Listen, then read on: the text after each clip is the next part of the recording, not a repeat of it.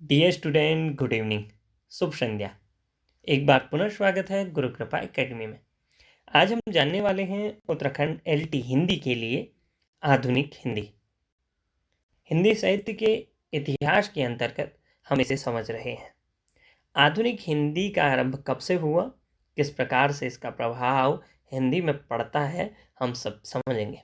चलिए आज की वीडियो आरंभ करते हैं। अगर आप देखें, आधुनिक हिंदी का जो आरंभ होता है वह प्रथम स्वतंत्रता संग्राम के साथ ही होता है। प्रथम जो प्रयास हुआ था स्वतंत्रता संग्राम के लिए वह 1857 में हुआ था। हिंदी कविता की पहली बार जो आधुनिक जो कविताएं लिखी गई वह प्रयास इसी युग से आरंभ हुआ। इसी युग को भारतेंदु युग भी कहा जाता है क्योंकि उनका योगदान विशेष था। आधुनिक काल का आरंभ सन 1857 प्रथम स्वतंत्रता संग्राम से माना गया है। इस काल में हिंदी कविता पहली बार मध्यकालीन बधे बधाई काव्य विषयों व नियमों को लांघ कर समाजोन्मुख अर्थात समाज को उन्मुख करने के लिए किया गया। भारतीय युग 1857 से लेकर के 1900 का जो काल था इसे पुनर्जागरण काल भी कहा जाता है। ये आपको पता होना चाहिए। आधुनिक हिंदी साहित्य के अंतर्गत पहला जो काल विभाजन होता है उसे अनेकों नाम से जाना जाता है। पुनर्जागरण काल या समाजोन्मुख काल भी आप कह सकते हैं। जो साहित्य लिखा गया वो समाजोन्मुख था। भारतीय काल भी बोल सकते हैं।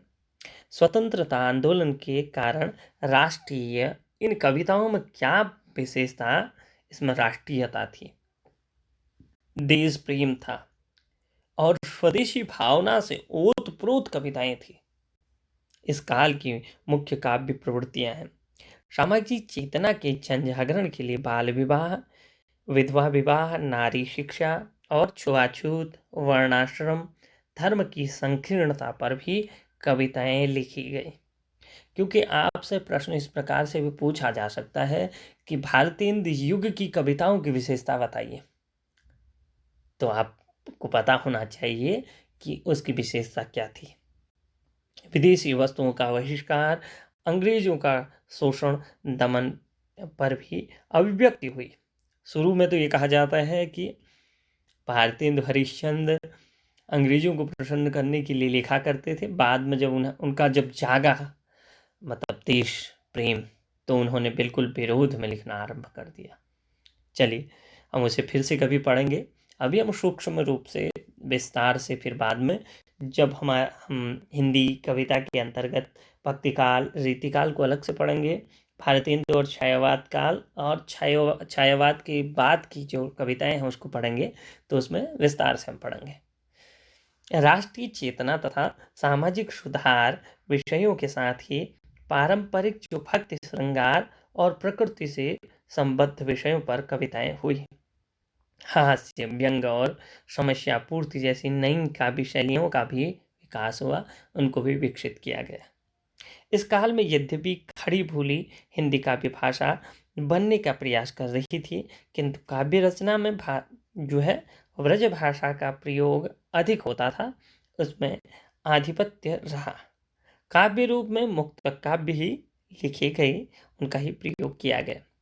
भारतीय युग कविता के क्षेत्र में आधुनिक प्रभावों को ग्रहण करने के बावजूद रीतिकालीन काव्य परंपरा में से जो है सर्वथा मुक्त नहीं हो सके, चाहे वह काव्य विषय हो या काव्य की भाषा। वस्तुतः भारतीय युग हिंदी कविता का संक्रमण युग था।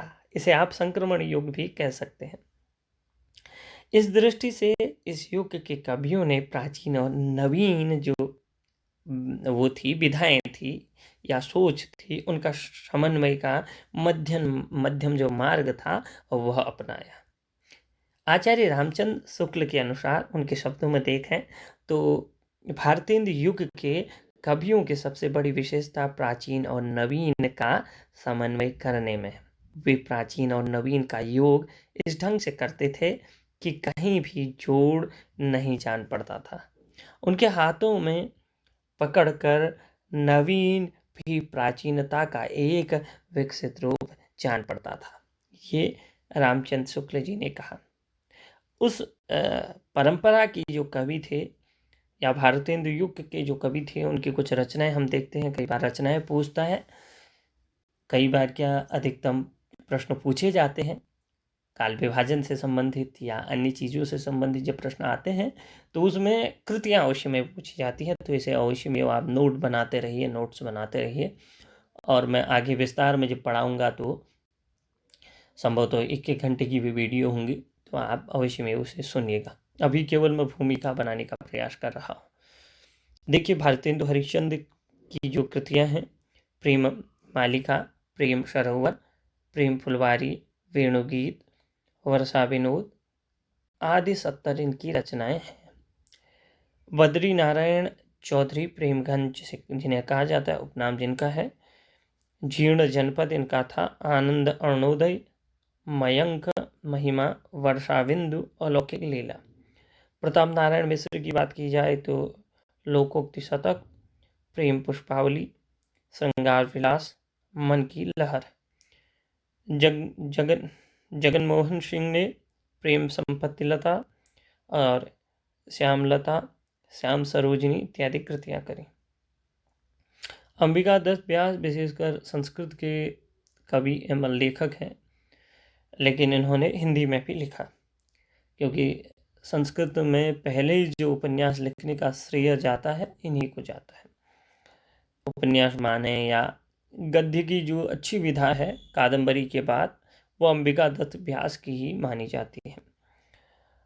पावश 50 इन्होंने लिखी और सुकवि सत्सई लिखी, हो होरी इत्यादि इन्होंने कवि कृतियां रखी। राधा कृष्ण दास ने भारत, बारहमासा, देश दशा इत्यादि कृतियां इन्होंने भी लिखी। इस प्रकार से जो भारतेंदु युग था, उन्होंने अपनी अपनी काव्य कृतियां की। इसके बाद 1900 से लेकर के 1918 का जो काल था, वो द्विवेदी युगीन कालीन काव्य कहा जाता है। अर्थात द्विवेदी युग के जो काव्य था, वह उनके आगे पीछे ही घूमता रहा। अर्थात द्विवेदी जी, हजारी प्रसाद द्विवेदी जी के ही इर्द गिर्द ही उनके ही द्वारा संपादित कुछ ना कुछ उनके ही द्वारा चीज़ें थी। तो इसीलिए इस युग को क्या कहा जाता है? द्विवेदी युगीन काव्य। वैसे ये आधुनिक हिंदी काव्य के ही अंतर्गत आते हैं। युग निर्माता महावीर प्रसाद द्विवेदी के नाम पर प्रतिष्ठित द्विवेदी युग को जागरण सुधार काल कहा जाता है। कुछ चीज़ें ऐसी हैं जो अत्यधिक महत्वपूर्ण हैं, ये आपको नोट करनी चाहिए। द्विवेदी युग नई दृष्टियों से नवीन कविता का युग है। काव्य भाषा के रूप में खड़ी बोली की प्रतिष्ठा और नए नए विषयों पर काव्य रचना इस युग की प्रमुख उपलब्धि है। इन्होंने क्या किया था? सरस्वती पत्रिका के संपादक रहते हुए महावीर प्रसाद द्विवेदी ने अनेक कवियों के लिए नवीन मार्ग प्रशस्त किए। हरियोग ने खड़ी बोली का प्रथम महाकाव्य प्रिय प्रवास लिखा, तो मैथिली शरण गुप्त ने उर्मिला की विरह व्यथा और कैकेयी के संताप को साकेत में वाणी दी। उन्होंने भारती द्वारा देश भर में राष्ट्रीयता और देश प्रेम पर मर मिटने की भावना भी पैदा करी। इस युग में जगन्नाथ दास रत्नाकर ने ब्रजभाषा में उद्धव शतक की सरस काव्य रचना की। प्रकृति वर्णन की स्वतंत्र परंपरा विकसित हुई। नीति, आदर्श और सामाजिक सुधार की भावना को द्विवेदी युगीन कवियों ने सशक्त वाणी दी। हास्य, विनोद और व्यंग्य की भारतेंदु युगीन परंपरा इस युग में भी आगे बढ़ी, यद्यपि उसमें पहले जैसा पैनापन नहीं रहा। इस युग में प्रबंध और मुक्तक दोनों काव्य रचना हुई, अर्थात छंदबद्ध भी छंद मुक्त भी। छंद की दृष्टि से हरिऔध ने संस्कृत के जो वाणिक छंद थे उनका प्रयोग किया कर नई जो नवीन दिशा है उसको दिए। उपलब्धियों की बात की जाए तो द्विवेदी युगीन कविता में डॉक्टर नगेंद्र ने राष्ट्रीय सांस्कृतिक काव्य कहा। ये आपको कई बार इस प्रकार की बात पूछा जा सकता है कि डॉक्टर नगेंद्र के अनुसार द्विवेदी युगीन कविता को क्या कहा गया है। तो राष्ट्रीय सांस्कृतिक काव्य कहा उन्होंने। राष्ट्र प्रेम और सामाजिक सुधारों के प्रति इस युग में विशेष बल दिया गया। हाँ, विशेषकर इस युग की जो खासियत थी वो आप जान चुके हैं। आगे देखिए, खड़ी बोली की काव्य भाषा के रूप में प्रतिष्ठा जो है विशेष रूप से इसमें प्राप्त हुई, उपलब्ध है। इस सब के बावजूद द्विवेदी युगीन कवियों की इतिवृत्तात्मकता ही इसके पतन का कारण बनी, जिससे छायावाद का उदय हुआ। प्रमुख कवि और इनकी कविताएं देखते हैं। नाथुराम शर्मा की अनुराग रत्न, शंकर सरोज, महावीर प्रसाद द्विवेदी की कान्यकुब्ज, अबला विलाप और काव्य मंजूषा इत्यादि इन्होंने लिखी। और अयोध्या सिंह उपाध्याय हरिऔध ने प्रिय प्रवास, पद्म प्रसून, चुपते चौपदे और वैदेही वनवास। गया प्रसाद शुक्ला स्नेही ने प्रेम पिचासी, राष्ट्रीय वीणा और त्रिशूल तरंग लिखे। राष्ट्रकवि मैथिली शरण गुप्त जी ने भारत भारती, जयद्रथवत और पंचवटी, यशोधरा, साकेत, द्वापर। जगन्नाथ दास रत्नाकर ने उद्धव शतक, गंगा लहरी, श्रृंगार लहरी इत्यादि लिखे। जयदेवी प्रसाद पूर्ण ने स्वदेशी कुंडल और मृत्युंजय, वसंत वियोग। रामचरित उपाध्याय ने राष्ट्र भारती, देवदूत, रामचरित चिंतामणि जैसी कृतियां की। इस समय ये प्रमुख कृतियां और रचनाकार हुए। प्रिय दर्शकों, नमस्कार, पुनः धन्यवाद। फिर मिलूंगा अगली वीडियो में अगले विषय के साथ।